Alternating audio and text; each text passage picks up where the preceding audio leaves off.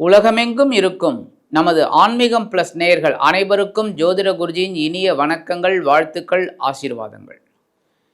இந்த அருமையான காணொளியில் நம்ம பார்க்க போகிறது சூரிய பகவானின் அற்புதமான ஒரு பெயர்ச்சி. சாதாரணமாக சூரிய பகவானுக்கெல்லாம் எந்த கிரகத்துக்குமே பெயர்ச்சி கிடையாது. கிரகங்கள் அங்கங்கே தான் இருக்குது. நம்மளோட பூமி நீள்வட்ட பாதையில் சுற்றுறதுனால தான் அந்த பெயர்ச்சிகளை நம்ம கணக்கில் கொண்டு வரோம்.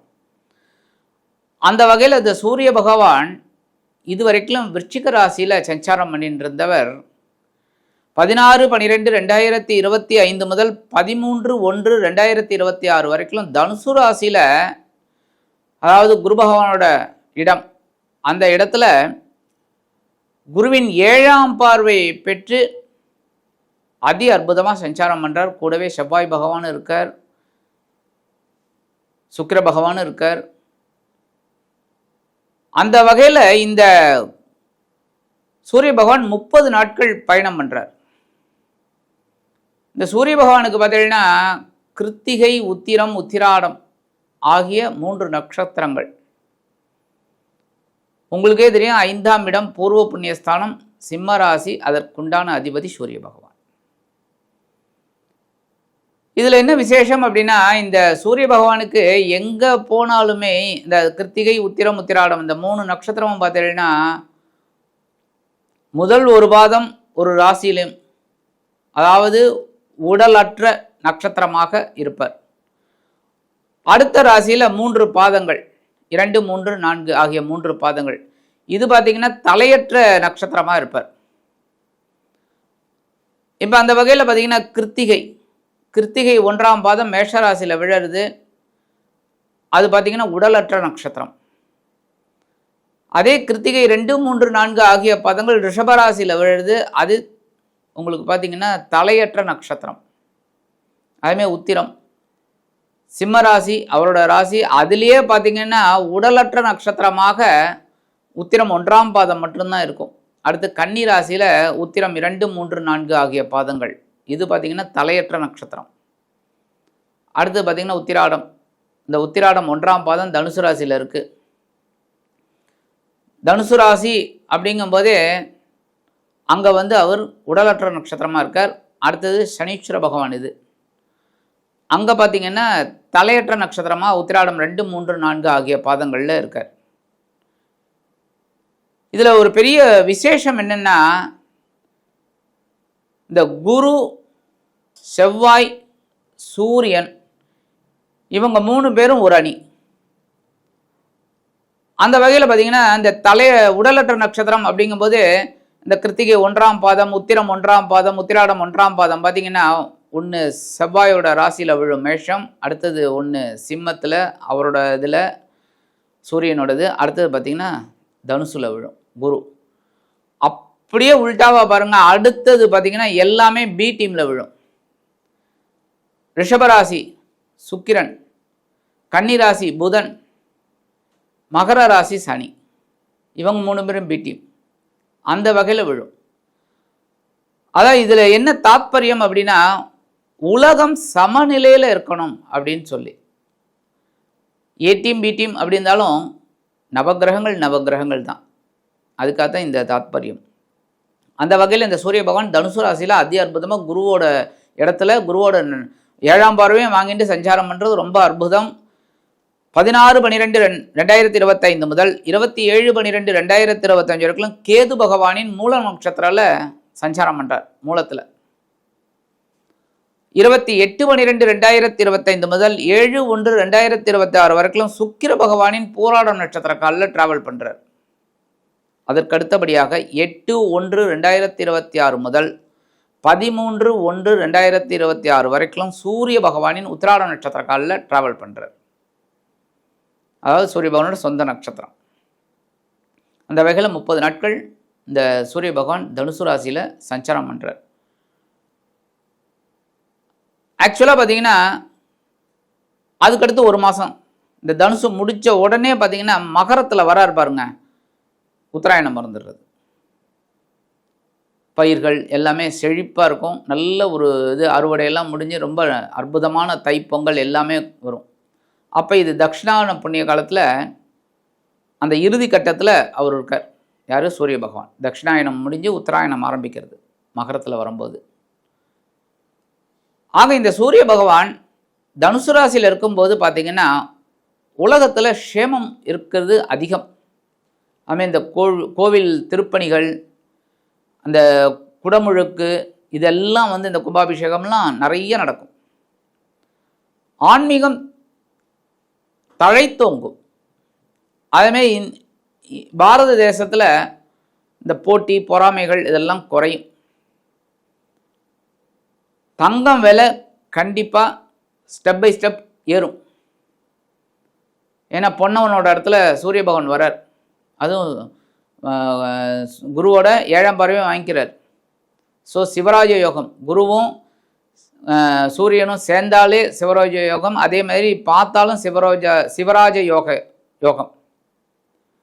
அப்போ இந்த சிவராஜ யோகம் யாருக்கெல்லாம் நல்லபடியாக இருக்கும்? ஏன்னா எல்லா இடத்துலையும் எல்லாருக்கும் 12 மாதமும் அப்படின்னு சொல்ல முடியாது. ஆனால் குருவோட பார்வை வாங்குறதுனால ஓரளவுக்கு எல்லாருக்குமே ஒரு சுபிக்ஷமான போக்கு கண்டிப்பாக இருக்குங்க.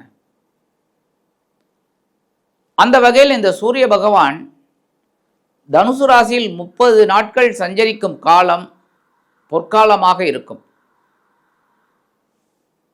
ஒவ்வொரு ராசிக்கும் என்னென்ன பலாபலன்கள் கிடைக்க போகிறதுங்கிறத பற்றி பார்ப்போம். அதுக்கு முன்னாடி சப்ஸ்கிரைப் பண்ண அனைத்து இனிய நெஞ்சங்களுக்கும் மனமார்ந்த நன்றிகள், வாழ்த்துக்கள், ஆசீர்வாதங்கள். அதேமாரி சப்ஸ்கிரைப் பண்ணிக்கல அப்படின்னா பண்ணிக்கங்க. இந்த பதிவை ஃபுல்லாக பாருங்கள், லைக் பண்ணுங்கள், கமெண்ட் பண்ணுங்கள், ஷேர் பண்ணுங்கள். உங்களோட மேலான பதில்களை நாங்கள் எதிர்பார்க்குறோம். இப்போ இந்த பதிவுக்கு போகலாமா? அன்பான ரிஷபராசி நேர்களே, இந்த அருமையான காணொலியில் நம்ம பார்க்க போகிறது சூரிய பகவானின் அற்புதமான ஒரு பேச்சு. நான் ஒவ்வொரு பதிவிலையும் உங்களுக்கு சொல்லுவேன், சூரிய பகவான் வழிபாடு பண்ணும்போது தினந்தோறும். ஏன்னா சுகாதிபதி, சுகங்களை அனுபவிக்கணும் அப்படின்னா உங்களுக்கு உடல் ஆரோக்கியம் நல்லபடியாக இருக்கணும். உடல் ஆரோக்கியம் நல்லபடியாக இருந்தால் தான் எல்லாமே உங்களுக்கு சித்திக்கும், அதாவது வெற்றி கிடைக்கும். அந்த வகையில் இந்த சுகாதிபதி இதுவரைக்கும் எங்கே இருந்தாருன்னா உங்களோட களத்திரஸ்தானம் அப்படிங்கிற 7ஆம் இடத்துல இருந்துட்டு உங்களை டைரெக்டாக பார்த்தார் 7ஆம் பார்வையாக.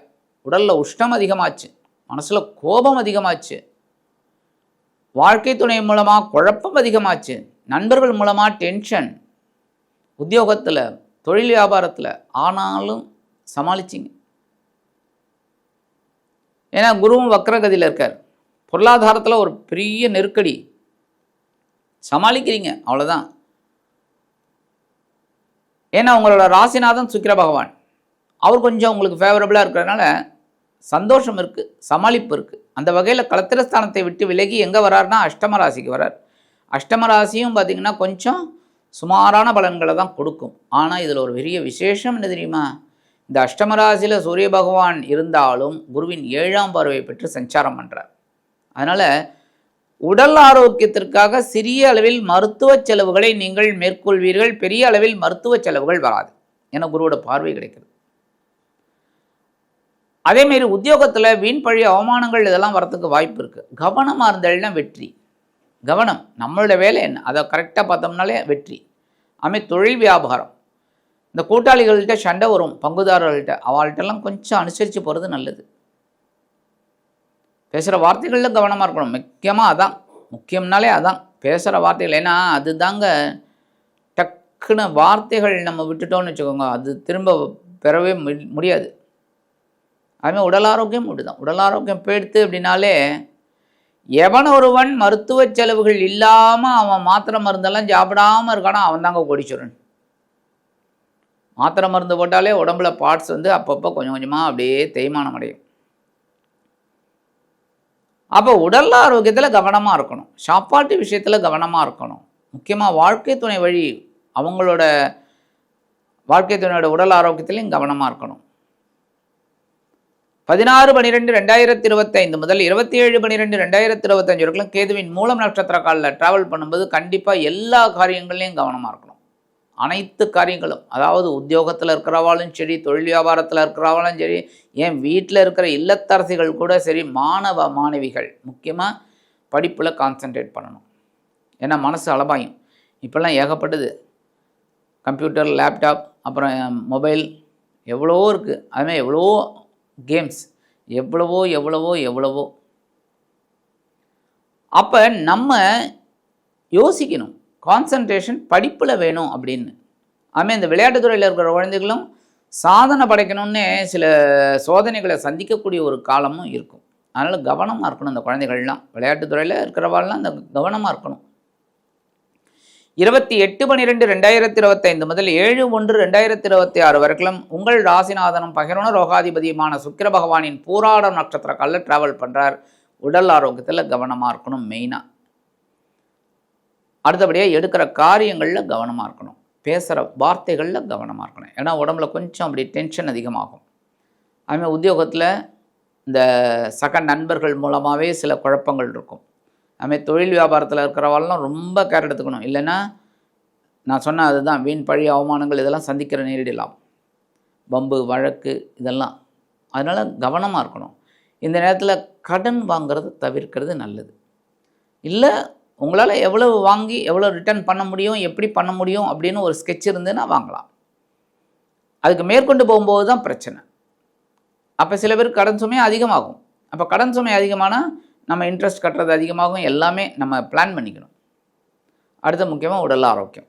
நான் முன்னாடி சொல்லிட்டேன். கரெக்டாக 8/1/2026 முதல் 13/1/2026 வரைக்கும் சுகாதிபதி சூரிய பகவானின் சொந்த நட்சத்திரமான உத்திராடம் நட்சத்திர காலில் வரும்போது உடல் ஆரோக்கியம் கண்டிப்பாக சில பேருக்கு மருத்துவ செலவுகள் வரும்.